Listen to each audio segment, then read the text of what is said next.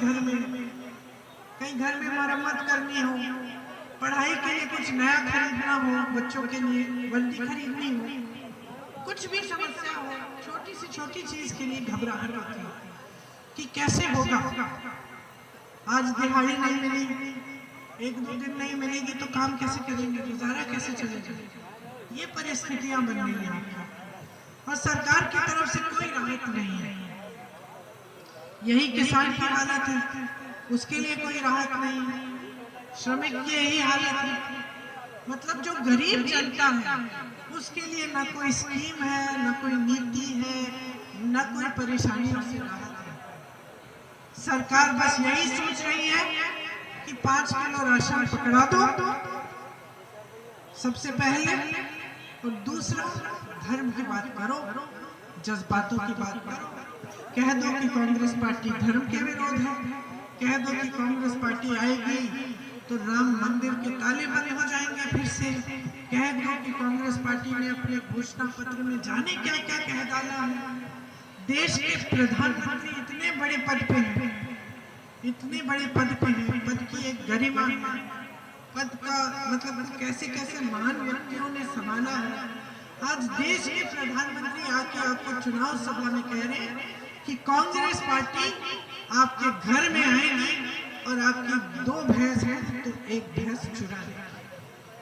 आप सोचिए, मतलब अगर प्रधानमंत्री ये बात नहीं कहते तो हम लोग हंसते कि भैया क्या बेवकूफी की बातें कर रहे हैं कि हमारे घर में घुसकर कोई नेता आएगा हमारी भैंस चोरी कर लेगा कांग्रेस पार्टी का। सच्चाई क्या है? सच्चाई ये है कि इनकी भैंस गई पानी में, क्योंकि इन्होंने इस देश में 10 सालों से एक नई राजनीति उभारी है। ये राजनीति क्या थी? आपको गुमराह करने वाली राजनीति, आपको झूठों में फंसाने वाली राजनीति, और एक ऐसी राजनीति जो आपको डरा के, भय फैला के, आपस में आपके फूट डलवा के आगे बढ़ रही थी। तो नेता, इनके भाजपा के नेता ये समझ रहे थे कि हर चुनाव में आके आपसे धर्म की बात करेंगे, जाति की बात करेंगे और उनको वोट मिल जाएगा। और इसका मतलब क्या है? मतलब है काम नहीं करना पड़ेगा, क्योंकि वोट तो हमें मिल ही रहा है। तो हमने किसी का नलका नहीं लगाया, या हमने किसी की सड़क नहीं बनाई, या हमने किसी के लिए घर नहीं बनाया, या महंगाई इतनी बढ़ गई कि लोग रो रहे हैं, या किसान खेती नहीं कर पा रहे हैं, इससे हमारा क्या लेना देना? हमें तो बस धर्म की बात करनी है। दुर्दुरिया कराएंगे चुनाव से पहले, महिलाओं के घर चले जाएंगे, बोलेंगे कि भगवान के नाम शपथ ले लो कि वोट हमें दोगे भगवान के नाम से, और हमें और कुछ काम करना ही नहीं। तो इनके नेता बस यही करते रहते हैं, बड़े बड़े इवेंट करेंगे, बोलेंगे लोग कि मोदी जी सबसे दुनिया के सबसे सक्षम प्रधानमंत्री हैं, सबसे ज्यादा सत्ता इनके पास है, चुटकी भर में ये जंग बंद करा सकते हैं पूरी दुनिया की। ये सब बातें हम फैलाएंगे अपने बारे में, सारी सत्ता रखेंगे। चुनाव आएगा तो धर्म की बातें, बेचारी महिलाएं जो गांव के लोग हैं वो सारे धर्म को मानते हैं, हम सब मानते हैं, सबके लिए भगवान प्यारे हैं, सब प्रार्थना करते हैं, सबकी श्रद्धा है। देश में तो ऐसा कोई नहीं है, चाहे किसी भी धर्म का हो, जिसके मन में भगवान के लिए श्रद्धा नहीं है, तो सब मान जाते हैं बातें। लेकिन अब जनता समझने लगी है कि जो चुनाव है वो अलग चीज है, जो धर्म की बातें हैं वो अलग चीज है। अब जनता समझ रही है कि धर्म का नाम ले लेकर हमारा वोट ले रहे हैं लोग, लेकिन जब काम की बात होती है तो कुछ नहीं। मंच पे आते हैं 5 साल बाद, ना रोजगार की बात करते हैं, ना महंगाई की बात करते हैं, ना किसानों की बात करते हैं, किसी की बात नहीं करते, ना महिलाओं की करते हैं। खुलेआम जो महिलाओं के साथ अत्याचार हो रहे हैं, खुलेआम जो अत्याचार कर रहा है उसकी रक्षा हो रही है।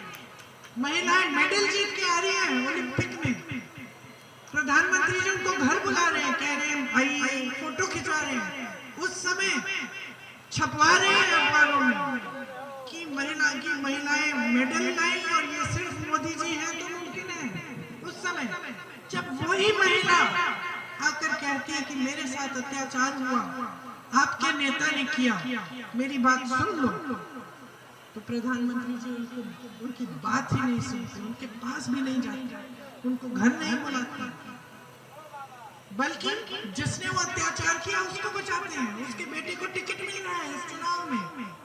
हाथरस में क्या हुआ, एक महिला पे अत्याचार किया गया, उसको जला डाला, प्रशासन ने कुछ नहीं किया। मैं वहां गई थी उनके घर, माँ बाप ने बताया कि उनको देखने भी नहीं दिया अपने बेटी को, रात को उसको जला दिया, सारी क्रियाकर्म कर दिए, माँ बाप को करने भी नहीं दिया। उन्नाव में हुआ यहीं पे आपके पास। उस परिवार पे क्या नहीं बीता, बेटी का बलात्कार किया गया, उसको जलाकर मार डाला, भाइयों को पीटा, भाभी जी को धमकाया, छोटी बच्ची 9 साल की थी, स्कूल जाती थी, उसको धमकाया कि इसे स्कूल मत भेजो वरना इसके साथ भी ऐसा होगा। उसके खेत जला दिए पिताजी के, फिर भी वो लड़की संघर्ष कर रही थी, उसको मार डाला, किसी ने कुछ नहीं किया उसके लिए। किसानों को कुचला इन्होंने, लखीमपुर खेरी में अपनी जीप के नीचे इन्हीं के नेता के बेटे ने कुछ नहीं किया, उस नेता को बचाया, उसके बेटे को बचाया। मणिपुर में अत्याचार हुआ महिला के साथ, पूरे देश ने देखा वीडियो उसका, इन लोगों ने कुछ नहीं किया उसको रोकने के लिए। और बार बार ऐसा होता है। अब कर्नाटका में हो रहा था अत्याचार, इनकी पार्टी के साथ मिलजुल कर प्रधानमंत्री के मंच पे वो आदमी जिसने 200 महिलाओं का के साथ अत्याचार किया है, 200 महिलाओं के साथ प्रधानमंत्री खड़े उसके लिए वोट मांग रहे हैं। जब बात बाहर आती है वो विदेश चले जाता है। और प्रधानमंत्री ऐसा करते हैं जैसे दुनिया के सक्षम प्रधानमंत्री, और उनको पता नहीं चला कि ये आदमी भाग विदेश चले गया। कैसे हो सकता है?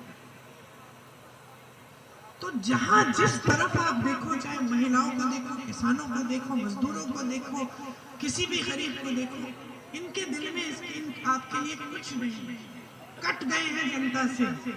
एक जमाने में जब वो कहते थे कि मैं भी गरीब था, हो सकता है उस समय समझते होंगे, आज सिर्फ महलों में घूमते हैं, सिर्फ बड़े बड़े खरबपतियों के साथ कट गए हैं जनता से, और उनको कोई परवाह नहीं। वाराणसी उनका क्षेत्र है।